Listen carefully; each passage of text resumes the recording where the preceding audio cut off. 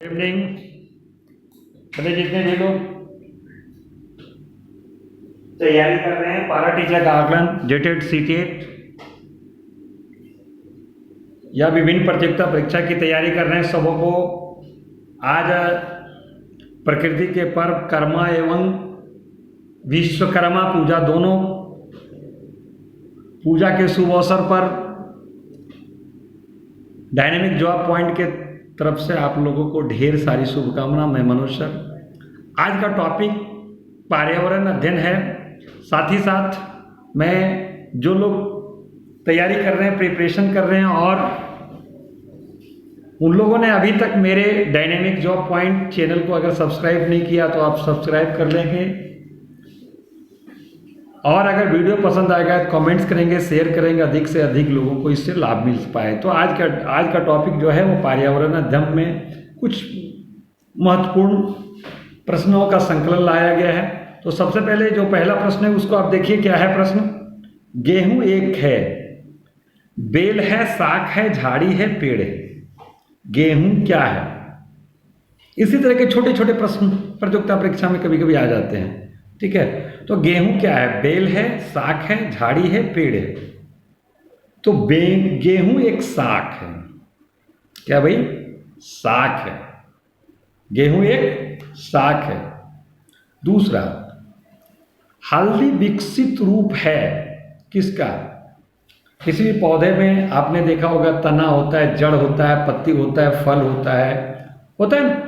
तो हल्दी जो है जिसको हम लोग प्रयोग करते हैं, आप बताइए हल्दी विकसित रूप है किसका। विकसित रूप है तना का, जड़ का, पत्ती का, फल का।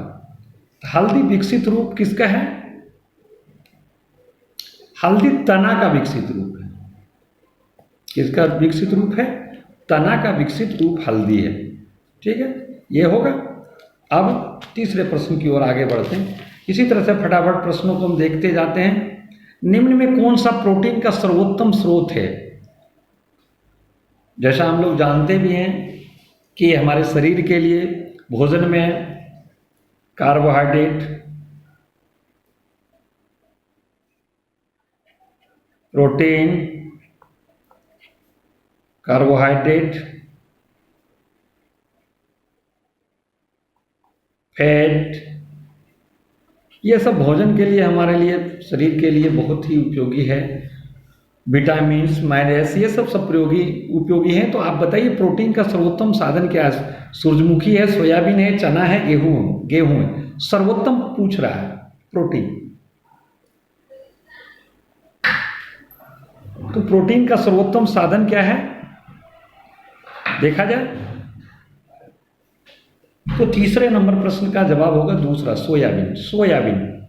सोयाबीन हम लोग भोजन में यूज करते हैं। आप जानते हैं अधिकतर लोग सोयाबीन अपने घरों में सब्जी के रूप में प्रयोग करते हैं। सोयाबीन ऑयल भी आता है। ठीक है, तो ये प्रोटीन का सबसे प्रमुख सर्वोत्तम स्रोत है। आलू एक उदाहरण है। एक बहुत ही इंपॉर्टेंट प्रश्न लाए गए हैं ताकि कहीं कोई परेशानी नहीं हो, बेहतर से बेहतर तैयारी कर सके। आलू एक उदाहरण है कंद का, बल्ब का, कॉमस का, राइजोम का। आलू एक उदाहरण है किसका। तो आलू एक उदाहरण है कंद का। किसका उदाहरण है भाई, कंद का। फटाफट देखते चलते हैं। अब है अगला प्रश्न। प्याज बल्ब का एक उदाहरण है जो विकसित होता है। प्याज बल्ब का एक उदाहरण है जो विकसित होता है। तना, जड़, पत्ती, पुष्प। प्याज बल्ब का एक उदाहरण है जो विकसित होता है तना से, जड़ से, पत्ती से, पुष्प से। ये सब प्लांट्स के भाग होते हैं, पौधे के भाग होते हैं। ठीक है, ये सब प्लांट्स के भाग होते हैं। आप जानते हैं जड़ किसे कहते हैं, तना किसे कहते हैं, पत्ते किसे कहते हैं, पुष्प किसे कहते हैं। छोटी छोटी चीज़ों हम लोगों ने पढ़ा है। लेकिन अब इसमें भी कुछ ऐसे क्वेश्चन हमें हड़बड़ा देते हैं जो हम लोग गलती कर बैठते हैं। गलती करने के बाद परेशानी होती है। प्याज बल्ब का एक उदाहरण है। 5वां नंबर तो इसका तना होगा। ठीक है, निम्नलिखित में से किस प्रकार के सूर्य प्रेमी पौधे कहलाते हैं। निम्नलिखित में किस प्रकार के पौधे सूर्य प्रेमी पौधे कहलाते हैं? Xerophyte, heliophyte, sporophyte, halophyte. Question number 6, किस प्रकार के पौधे सूर्य प्रेमी पौधे कहलाते हैं? सूर्य प्रेमी, जिन पौधों को सूर्य अच्छा लगता है, सूर्य प्रेमी पौधे वो हो तो हेलियोफाइट, सूर्यतापी अर्थात तपी। इसका सही जवाब होगा वो दूसरा होगा। सही जवाब क्या होगा? दूसरा होगा। चलिए तीसरे प्रश्न की ओर हम लोग बढ़ते हैं। समानांतर सीरा विन्यास किसमें पाया जाता है?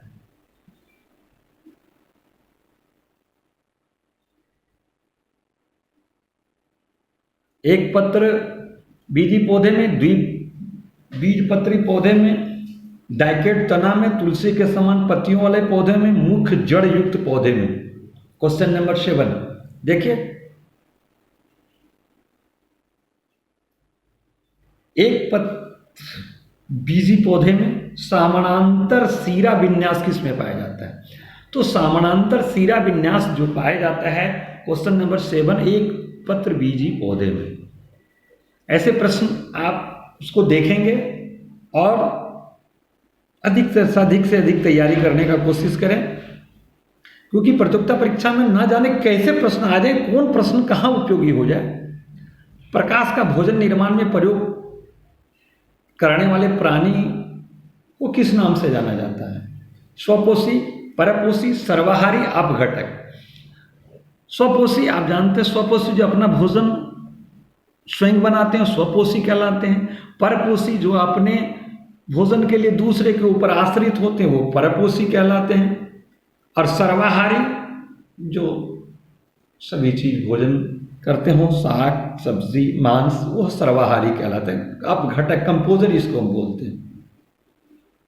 तो अब है कि 8वां प्रश्न का जो सही जवाब होगा स्वपोषी, ऑटोट्रॉप्स। ऑटोट्रॉप्स जो स्वपोषी होते हैं वो प्रकाश का भोजन निर्माण में प्रयोग करने वाले प्राणियों को किस नाम से जाना जाता है? अब अगला क्वेश्चन, निम्न में किस पौधे की जड़ों में गांठें होती है? दलहन, परजीवी पादप, अधिपादप पौधा, जलीय पौधा। कौन ऐसा प्लांट है जिसके जड़ में, रूट में गांठ होती है?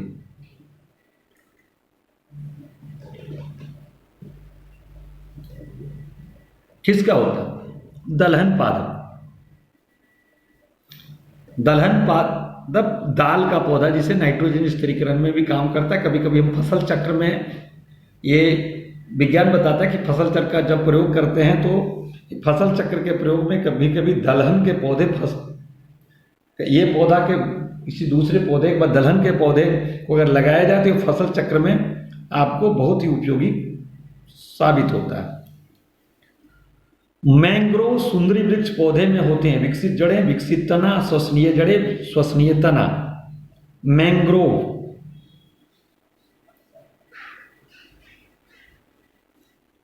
श्वसनीय जड़ें क्या होते हैं? श्वसनीय जड़ें।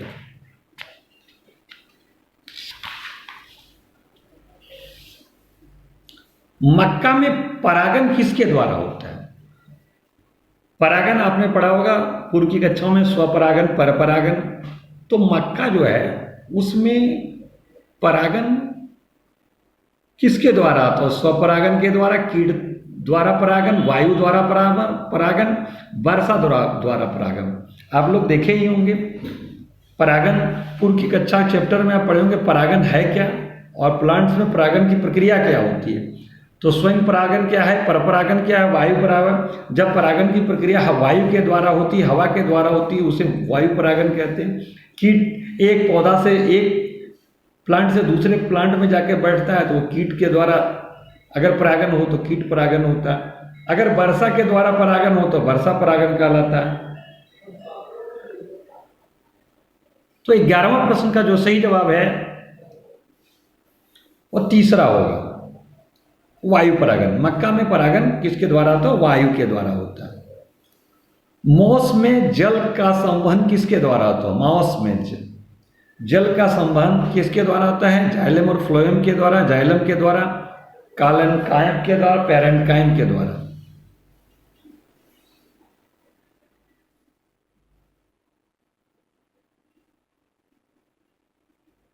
12वां नंबर प्रश्न, इसका चौथा होगा पैरन का।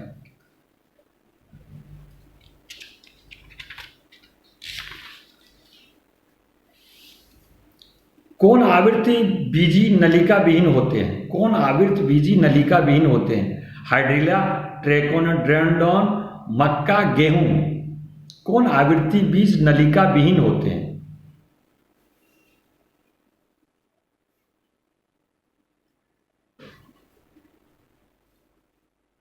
ट्रेकोडेंड्रॉन, ये जो है आवृत्ति बीज नलिका विहीन होते हैं।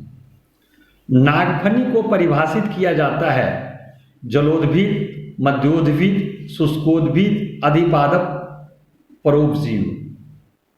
नागफनी, तो नागफनी को शुष्कोद्भिद से परिभाषित किया जाता है। किससे परिभाषित किया जाता है? शुष्कोद्भिद से।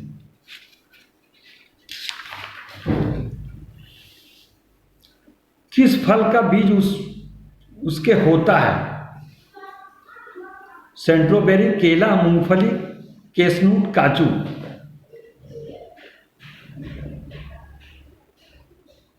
पंद्रहवां को जो जवाब होगा वो सेंट्रोबेरी। किस पौधे के तेलीय बीज खाद्य योग्य अथवा खाने योग्य नहीं होते हैं? किस पौधे के तेलीय बीज खाद्य योग्य अथवा खाने योग्य नहीं होते हैं? सूरजमुखी पुष्प, कपास बीज, तेल, मूंगफली।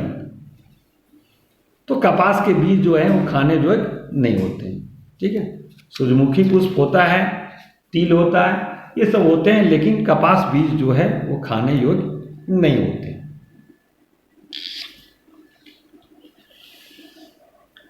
बहुभ्रूणता का सबसे अच्छा उदाहरण है कोकोआ, पहाड़ी शिमला मिर्च, नींबू, साइकस अनावृत बीज। बहुभ्रूणता क्या उदाहरण है?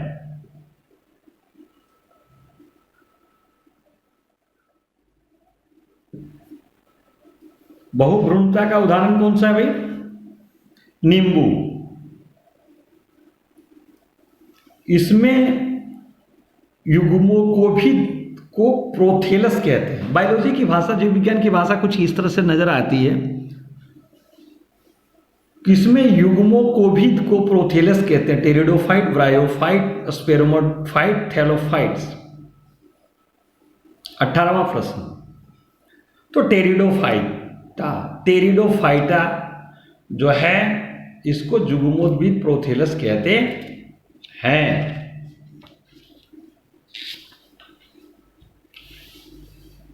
मूल रोम जड़ कहां से निकलते हैं? मूल रोम जड़ रेशे कहां से निकलते हैं? Cortex, pericycle, epidermis, endodermis. मूल रोम जड़ रेशे कहां से निकलते हैं? Cortex, pericycle, epidermis, endodermis. तो 19वां का जो सही जवाब होगा वो तीसरा होगा, एपिडर्मिस। ठीक है। सामान्यतः तना है सकारात्मक प्रकाशानुवर्ती, नकारात्मक प्रकाशानुवर्ती, नकारात्मक गुरुत्वानुवर्ती, सकारात्मक एरोट्रॉफिक। थोड़ा समय आप लोगों को दिया जा रहा है ताकि आप उसको खुद देखें और लगे इसका सही जवाब है, तभी हम जवाब दें, बेहतर रहेगा ना। तो 20वां नंबर का जवाब है वो सकारात्मक प्रकाशानुवर्ती।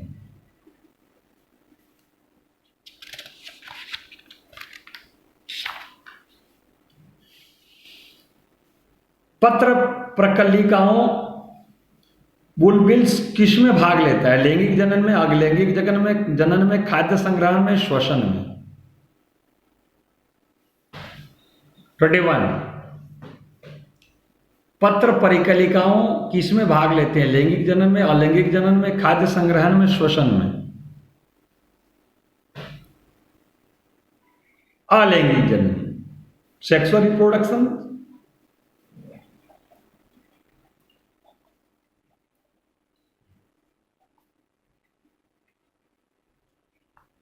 और ये सेक्सुअल रिप्रोडक्शन।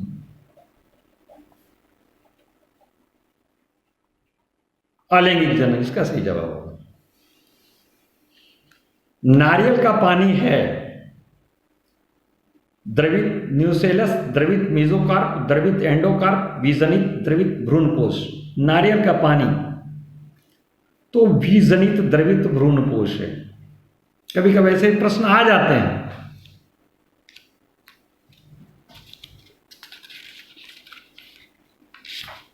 सो 16वां नंबर प्रश्न आप देखें, रेजनिन किससे प्राप्त होता है? रेजनिन किससे प्राप्त होता है? अंगूर से, शंकुधारी वन से, रबड़ से, बरगद का पेड़ से। रेजनिन, रेजिनन, रेजनिन रेजिनन किससे प्राप्त होता है? अंगूर, शंकुधारी वन, रबड़, बरगद का पेड़। थोड़ा सा कभी कभी होता है ये प्रॉब्लम हिंदी और इंग्लिश प्रोनाउंसिएशन में। तो 23वां नंबर प्रश्न का जो सही जवाब हो वो दूसरा होगा, शंकुधारी वन। पौधा जिसमें कोकोआ तथा चॉकलेट प्राप्त किया जाता है।